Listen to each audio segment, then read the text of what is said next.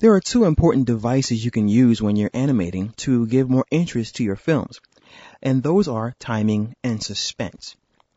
To give an example of this, what I'm going to do is show you what little suspense is. And when you see this character here, which is Silencer, standing on the building, you see that he fades away.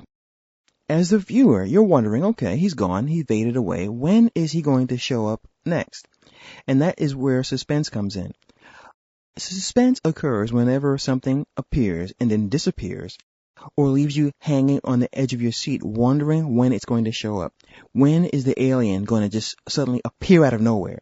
When is Jason or Freddy going to come out of nowhere? You know, that kind of thing. Suspense. When you watch Jaws, you hear the music, you know the shark's in the water. You just don't know when the shark is going to strike. And that is a great buildup of suspense. You don't always want to show the audience something.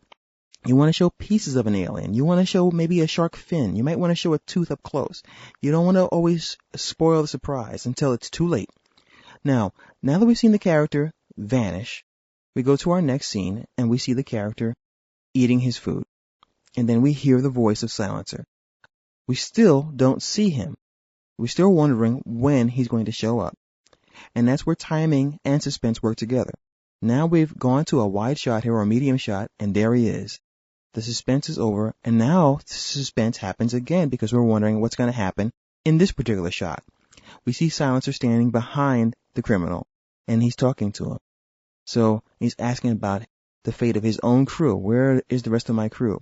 And now we see Silencer walking towards him. And now we're still wondering what's going to happen.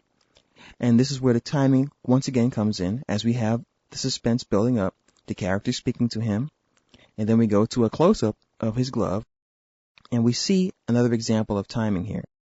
Now, when you see this, you have to look at real-life timing. When you lift your arm up, it takes a lot longer for you to move an arm than to close your fist. So this once again covers the acting before animation, which I covered earlier. You have to sometimes do something in real life to get the sense of timing. And don't forget, we're dealing with 12 frames per second. So you have to ask yourself, all right, did this action take 1 second or not? So lifting the arm up, as you see here, is about 12 seconds. And then his hand closes in about 2 or 3 frames. So it takes less than a second to close your hand. And that's very important when you're animating. Do stuff for real and then translate it to whatever frame rate you're currently working in. So if you're working at 30 frames per second and you want to throw a ball, see how long it takes for you to pull your arm back and then throw that ball. It might take you 30 frames just to get your hand behind your back and maybe 15 frames to throw the ball when you're pitching it. So this is very important when you're animating, especially when you're doing realistic animations such as Silencer, where it's dealing with human beings. When you're dealing with non-real creatures like fantastical creatures, maybe dragons or elves or whatever, you can be a little bit more flexible with that.